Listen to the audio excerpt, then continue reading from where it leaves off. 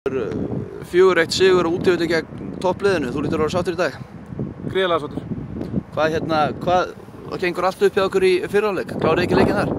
Jó, við gerum það. Þetta þriðja mark drepur leikinn endanlega og í seinni hálfleik var þetta bara spurning um að halda sjó og sína faglega farmiðstöðu og sigla þessu heim sem við gerðum bara mjög vel. Ég er ekki að nefna að þeir hefðu átt að fá víti á annarri mínútu. Hvað finnst þér um það?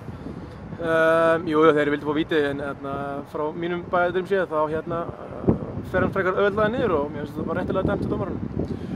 Nú siglið þið líka á sjó og svona fyrirfram að búast ykkur ofar í deildinni. Er þetta tímabil búið að vera vonbrigði? Nei, við vildum vissulega vera kannski nær toppliðunum en ef við tölum frammistöðuna hjá liðin í sumar þá er hún búin að vera mjög góð í bara langflestum leikjum og við hefum ekki verið að uppskera stig í samanber frammistöðu í sumar.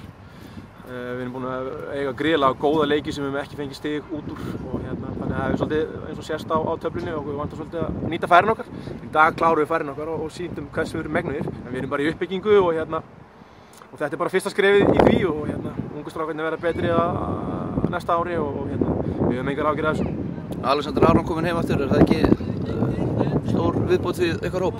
Jó, Alexander Aron er geðveikur drengur og góður knattspyrnumaður og frábært að fá hann aftur til okkar þó það sé nú reyndar bara lánssamningur eins og er en Alex er góður drengur og frábært að fá hann. Nú er nokkuð leikir eftir að mótinu, er ekkert erfitt að mótivera menn þegar það er litla að keppa? Já, okkur finnst bara svo ógeðslega gaman í fótbolta.